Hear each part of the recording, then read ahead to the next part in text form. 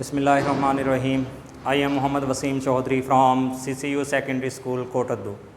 Dear students, Assalamu alaikum. 10th class physics, chapter number 18, atomic and nuclear physics. Numericals के हवाले से आज ये हमारा सेकंड लेक्चर, जिसमें न्यूमेरिकल नंबर 18.3 तीसरा numerical, carbon 14 has half life.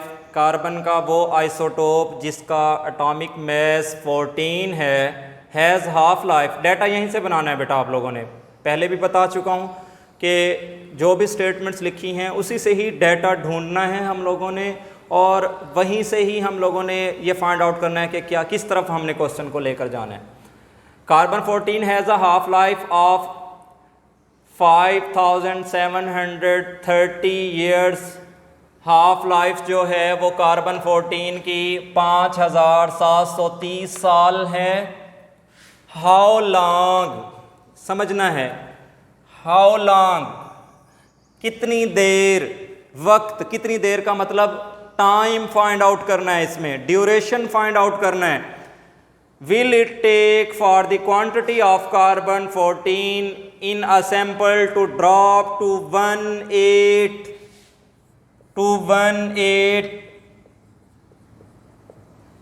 of initial quantity। समझना है, कार्बन की हाफ लाइफ दे दी 5730 साल। कितना टाइम लगेगा उसके ओरिजिनल सैंपल को 1/8 तक लाने में। अब हाफ लाइफ ऑफ कार्बन इतनी आ गई, लेट कर लिया, फर्ज किया ओरिजिनल क्वांटिटी 1, क्योंकि हमें यहाँ पर उसने शो नहीं कराई। टोटल हाफ लाइफ्स कितनी हैं, हमने टोटल हाफ लाइफ्स को देखना है। फार्मूला क्या है, 1/2 हाफ लाइफ का 2/t, 2 की पावर t, ये t ड्यूरेशन है, टाइम है, ये 1/8 यहाँ तक लेकर आना है हमने। अब मैथमेटिक्स के बेटा इस तरह से क्वेश्चंस आप लोगों ने 9th क्लास में सॉल्व किए होंगे कि जब हम पावर्स सेम कर लेते हैं तो बेसिस इक्वल हो जाती हैं, और अगर हम बेसिस को सेम कर लेते हैं तो पावर्स जो है उनको इक्वल कर देते हैं। तो यहीं पर 1/2t इज इक्वल टू 1/8। 1/8 को अगर हम लिखना चाहें 2 की पावर 3, 2 को 3 मरतबा ज़रब दें तो वही हमारे पास 8 ही आएगा। तो यहीं पर अगर गौर से देखें, ये 2 बेस हो गया, ये भी 2 बेस है, दोनों सेम हैं। इधर t है, इधर 3 है, दोनों when bases are same then exponents are powers are equal. तो nt is equal to 3 half life. यानी कि हमने ये देखना है कि हाफ लाइफ तो 5730 साल है। अगर हमने उसके ओरिजिनल सैंपल की 1/8 मिकदार बाकी बचानी है तो 3 हाफ लाइफ का टाइम पीरियड का ड्यूरेशन गुजरेगा, तब वो क्वांटिटी अचीव होगी हमारे पास जो हम मालूम करना चाहते हैं। तो टोटल टाइम रिक्वायर्ड कितना है, टोटल ऑब्जर्व्ड टाइम कितना रिक्वायर्ड है, वो 5730 मल्टीप्लाई बाय 3, क्योंकि 3 ऑफ लाइफ जो हैं हमारे पास रिक्वायर्ड हैं, ज़रूरत हैं उसको 1/8 तक लाने के लिए।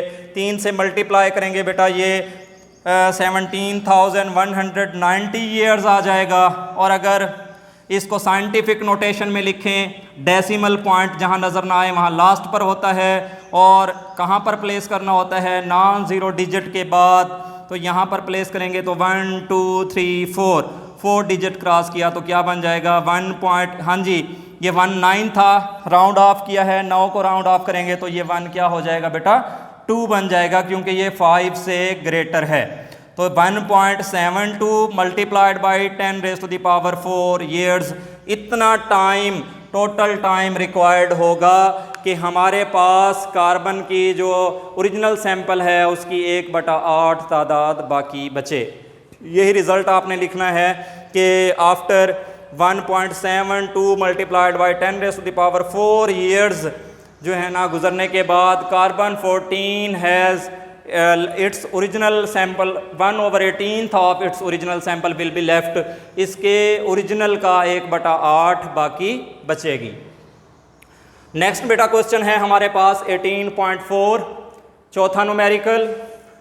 टेक्नीटियम 99 is a radioactive element and is use to diagnose brain, thyroid, liver and kidney diseases. ये सिर्फ आपको भुलाने के लिए ये चीज़ें इस्तेमाल की हैं, आपने ओरिजिनल देखना है। This element has half life of 6 years. Data यहाँ से शुरू हो रहा है कि आपके पास टेक्नीटियम जो है उसकी हाफ लाइफ कितनी है, 6 साल। तो लिख दें half life of technetium T1/2 is equal to 6 years. If there is 200 milligram, 200 milligram जो है इसका सैंपल है, ओरिजिनल उसने अब खुद दे दिया। पहले जनरल बात करता था, अब क्वांटिटी दे दी आपको। Original 200 milligram they the. How much will be left, कितनी बाकी बचेगी इन 36 आवर्स, 36 घंटों में। अब टोटल ऑब्जर्व्ड टाइम आपको 36 आवर्स दे दिया, 36 घंटे दे दिए। पहले ओरिजिनल में अमाउंट ऑफ टेक्नीटियम एम मैस है, ओ से ओरिजिनल 200 मिलीग्राम। फिर रिमेनिंग अमाउंट आफ्टर 36 आवर्स वो मालूम करनी है। यहाँ पर एक और बात, टोटल ऑब्जर्व्ड टाइम, वो मैं लिखना भूल गया हूँ। टोटल ऑब्जर्व्ड टाइम कितना दिया है बेटा, 36 आवर्स। ईयर्स है, ईयर्स दिया हुआ है, सॉरी, 36 ईयर्स। अब रिमेनिंग अमाउंट आफ्टर 36 बुक से मैच करते हैं।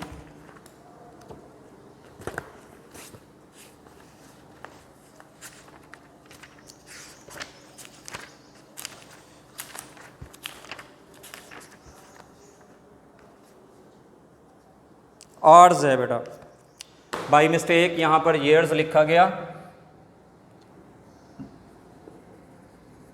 6 घंटे और इसी तरह यहाँ पर हमारे पास 36 आवर्स और यहाँ पर भी ये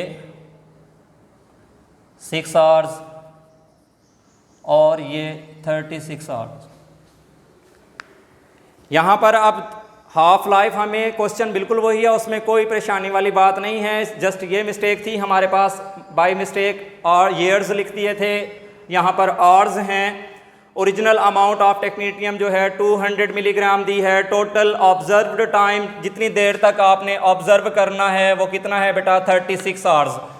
6 घंटे हाफ लाइफ है, टोटल ऑब्जर्व्ड टाइम 36 आवर्स है। तो 6 घंटे और उधर 36 घंटे, अगर हम उसकी half life, number of half lifes मालूम करें, निकालना चाहें, तो वो हमारे पास 6 निकलेंगी।